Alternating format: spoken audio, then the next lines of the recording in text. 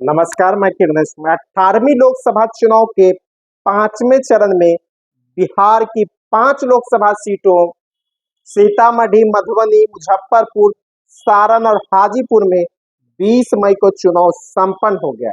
इसके साथ ही बिहार की 40 लोकसभा सीटों में से 24 लोकसभा सीटों पर चुनाव संपन्न हो गया। जिन सीटों पर चुनाव संपन्न हुआ है वह सीट है गया, औरंगाबाद, नवादा, जमुई, बांका, भागलपुर, पूर्णिया, कटिहार, किशनगंज, अररिया, सुपौल, झंझारपुर, मधेपुरा, खगड़िया, बेगूसराय, मुंगेर, उजियारपुर, समस्तीपुर सुरक्षित, दरभंगा, झंझारपुर, मधुबनी, सीतामढ़ी, मुजफ्फरपुर, हाजीपुर, सारण, इन सीटों पर चुनाव संपन्न हो गए हैं। यह 24 सीट महागठबंधन के इलाके वाले सीट है। अब जो खेलेगा चुनाव छठी और 7वीं चरण का चुनाव होगा वह एनडीए का इलाका आएगा। अभी तक महागठबंधन का इलाका था। अगर इन चरणों के 5वें चरण की बात की जाए, पांचों सीटों की, तो सीतामढ़ी से राजद ने अर्जुन राय को उम्मीदवार बनाया था। यहाँ से जदयू के देवेश चंद्र ठाकुर उम्मीदवार थे। यहाँ पर जमकर बैकवर्ड फॉरवर्ड हुआ है और जदयू के देवेश चंद्र ठाकुर यहाँ हारते हुए नजर आ रहे हैं और राजद के अर्जुन राय का यहाँ पलड़ा भारी है। इसी तरह मधुबनी में इस बार हिंदू मुस्लिम नहीं हुआ है। यहाँ पर लगातार हिंदू मुस्लिम होते रहा इस सीट पर। जब से भारतीय कम्युनिस्ट पार्टी 1996 के चुनाव के बाद 1998 के लोकसभा चुनाव के बाद कमजोर हुई है। अंतिम बार भारतीय कम्युनिस्ट पार्टी मधुबनी से 96 में जीती थी।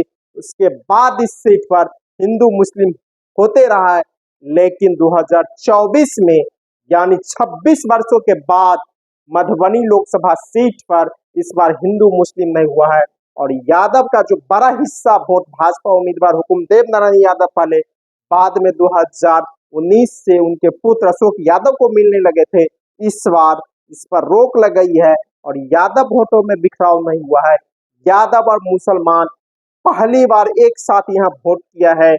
जहां भारतीय कम्युनिस्ट पार्टी भी यहाँ मजबूत स्थिति में रहती थी, तो मुसलमान और यादव का वोट एक साथ नहीं होता था। यादव का बड़ा हिस्सा वोट मधुबनी में जहां सीपीआई को मिलता था, तो मुसलमान का बड़ा हिस्सा वोट कांग्रेस को चला जाता था। लेकिन मधुबनी संसदीय सीट के इतिहास में पहली बार मुसलमान और यादव एक साथ वोट किया है। इससे भाजपा की नैया भी मधुबनी में डूबती हुई नजर आ रही है। मुजफ्फरपुर में 2 निषाद लड़ रहे थे, भाजपा के राजभूषण निषाद और कांग्रेस के अजय निषाद। 2019 के चुनाव में अजय निषाद भाजपा से यहाँ जीते थे, लेकिन इस बार टिकट काट दिया है। यहाँ पर दोनों में कांटे की लड़ाई है। हाजीपुर से राजद के शिव चंद्र राम और लोजपा के चिराग पासवान आमने सामने हैं। यहाँ पर कांटे की लड़ाई है, लेकिन यहाँ शिव चंद्र राम का पलड़ा भारी बताया जा रहा है। कहा जा रहा है नीतीश कुमार के वोटरों ने 2020 के बिहार विधानसभा चुनाव का बदला 2024 में चिराग पासवान से ले लिया है।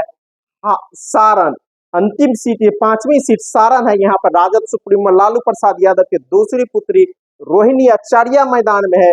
उसके सामने भाजपा के मौजूदा सांसद राजीव प्रताप रूडी है। राजीव प्रताप रूडी के खिलाफ यहाँ लोगों में आक्रोश था। उस आक्रोश को रोहिणी आचार्य ने भजा लिया है और कहा जा रहा है बिहार में सबसे ज्यादा अंतरों से किसी सीट पर जीत होगी तो वह सारण से रोहिणी आचार्य की जीत होगी। तो कुल मिलाकर यह 5वां चरण भी महागठबंधन के पक्ष में गया है। और मुजफ्फरपुर में जो लड़ाई दिख रही है, हाजीपुर में भी हालांकि कांटे की लड़ाई है, लेकिन राजद का पलड़ा भारी है। सारण और सीतामढ़ी क्लियर है, यहाँ से राजद का क्लियर है। मधुबनी करीब करीब तय राजद के खाते में चली गई है। और एक तरह से मधुबनी में जिस तरह कहा जा रहा था यादव वोट में बिखराव होगा, यह नहीं हुआ।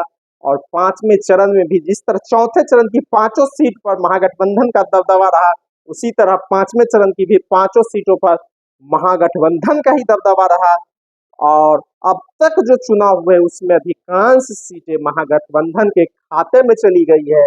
और पिछले 2019 के लोकसभा चुनाव में जिन 24 सीटों में से मात्र 1 सीट पर महागठबंधन की किशनगंज में जीत हुई थी, लेकिन इस बार पूरा बदला हुआ है। और महागठबंधन के पक्ष में इस पांचों चरणों में माहौल थे। अब छठे चरण में बिहार की 8 सीटों पर 25 मई को और 7वें चरण में बिहार की 8 सीटों पर 1 जून को चुनाव होना है। लेकिन अब तक जो चुनाव हुए हैं, इस चुनाव में महागठबंधन का पलड़ा काफी भारी रहा है और महागठबंधन अधिकांश सीटों पर जीतता हुआ दिख रहा है। जिन 2 दर्जन सीटों पर चुनाव हुए, इस 2 दर्जन सीटों पर कम से कम 1.5 दर्जन सीटों पर महागठबंधन की जीत करीब करीब तय हो गई है। धन्यवाद। मैं किरणेश कुमार।